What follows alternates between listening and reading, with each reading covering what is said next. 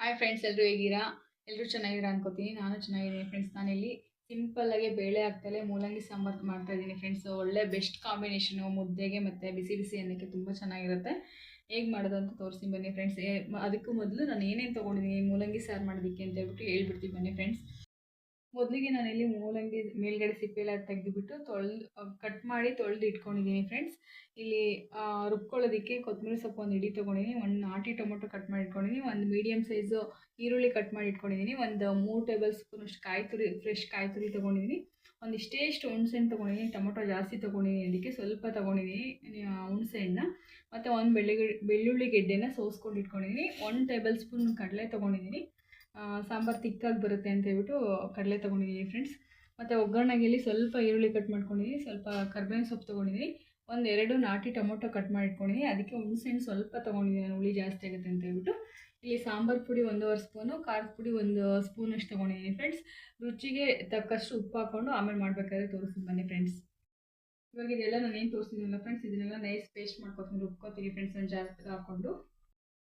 Friends ನೋಡಿ ಎಷ್ಟು ನೈಸಾಗಿ paste ಮಾಡ್ಕೊಂಡಿದ್ದೀನಿ. ಇದೇ ಥರ ನೈಸಾಗಿ ಪೇಸ್ಟ್ ಮಾಡ್ಕೋಬೇಕು, ಆಗ ಸಾಂಬಾರು ತುಂಬ ಟೇಸ್ಟಿಯಾಗಿ ಬರುತ್ತೆ ಫ್ರೆಂಡ್ಸ್. ನಾನು ಮೊದಲಿಗೆ ಸ್ಟವ್ ಹಚ್ಕೊಂಡ್ಬಿಟ್ಟು ಒಂದು ಕುಕ್ಕರ್ ಬಿಸಿಗೆ ಇಟ್ಕೊಂಡಿದ್ದೀನಿ. ಈಗ ಒಂದು 2-3 ಟೇಬಲ್ ಸ್ಪೂನಷ್ಟು ಎಣ್ಣೆ ಸೇರಿಸ್ಕೊತಾ ಇದ್ದೀನಿ ಒಗ್ಗರಣೆಗೆ. ಎಣ್ಣೆ ಬಿಸಿಯಾಗಿದೆ, ಸಾಸಿವೆ ಸೇರಿಸ್ಕೊಂಡಿದ್ದೀನಿ. ಸಾಸಿವೆ ಚಿಟಪಟ ಅಂತ ಇದೆ. ಈಗ ಈರುಳ್ಳಿ, ಕರ್ಬೇವಿನ ಸೊಪ್ಪು ಒಂದು ನಿಮಿಷ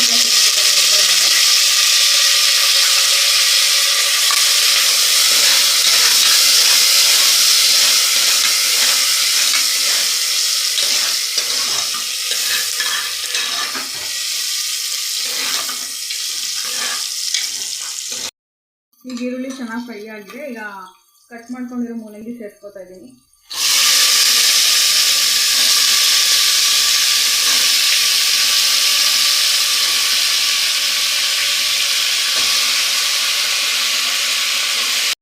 ಫ್ರೆಂಡ್ಸ್, ಈಗ ಮೂಲಂಗಿ ಒಂದು 5 ನಿಮಿಷ ಚೆನ್ನಾಗಿ ರೋಸ್ಟ್ ಆಗಬೇಕು, ಫ್ರೈ ಆಗಬೇಕು ಎಣ್ಣೆ ಒಳಗಡೆ. ಆ ಸಾಂಬಾರು ಟೇಸ್ಟಿ ಇರುತ್ತೆ, ಹಸಿ ಸ್ಮೆಲ್ ಇರೋಲ್ಲ.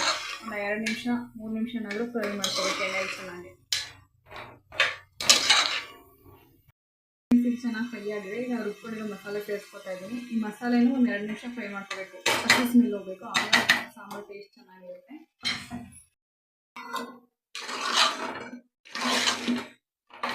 ಈ ಮಸಾಲೆ ಒಳಗಡೆ ಮೂಲಂಗಿ ಎಲ್ಲ ಚೆನ್ನಾಗಿ ಮಿಕ್ಸ್ ಆಗಬೇಕು, ಆಮೇಲೆ ನೀರು ಹಾಕೋಬೇಕು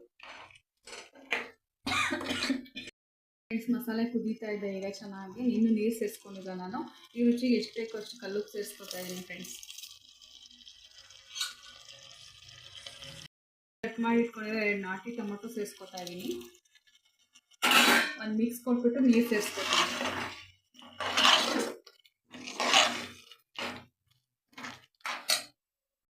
ಫ್ರೆಂಡ್ಸ್. ನನ್ನ ಮೊದಲಿಗೆ ಮಿಕ್ಸಿ ಜಾರ್ ತೊಳ್ಕೊಂಡಿರೋ ನೀರು ಸೇರಿಸ್ಕೊತಾ ಇದ್ದೀನಿ. ಎಷ್ಟು ತೆಳುಗೆ ಬೇಕೋ ಅಷ್ಟು ತೆಳು ಮಾಡ್ಕೊತಾ ಇದ್ದೀನಿ ಫ್ರೆಂಡ್ಸ್. ರೈಸ್ಗೆ ಮತ್ತು ಮುದ್ದೆಗೆ ಅಲ್ವಾ, ಸ್ವಲ್ಪ ತೆಳುಗಿದ್ರೇ ಚೆನ್ನಾಗಿರುತ್ತೆ ಸಾಂಬಾರು. ನಾನು ಇಷ್ಟು ತೆಳು ಮಾಡ್ಕೊತಾ ಇದ್ದೀನಿ ಫ್ರೆಂಡ್ಸ್. ಈಗ ಎಲ್ಲ ರೆಡಿ ಮಾಡಿದ್ದಾಯಿತು ಸಾಂಬಾರಿಗೆ.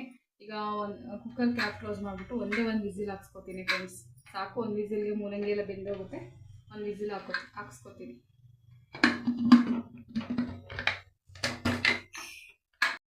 ಫ್ರೆಂಡ್ಸ್. ನೋಡ್ತಾ ಇರ್ಬೋದು, ಸಾಂಬಾರು ರೆಡಿ ಆಗಿದೆ. ಈಗ ತುಂಬ ಚೆನ್ನಾಗಾಗಿದೆ ಸಾಂಬಾರು. ಟೇಸ್ಟ್ ನೋಡಿದ್ರೆ ಸಖತ್ತಾಗಿದೆ ಸಾಂಬಾರು.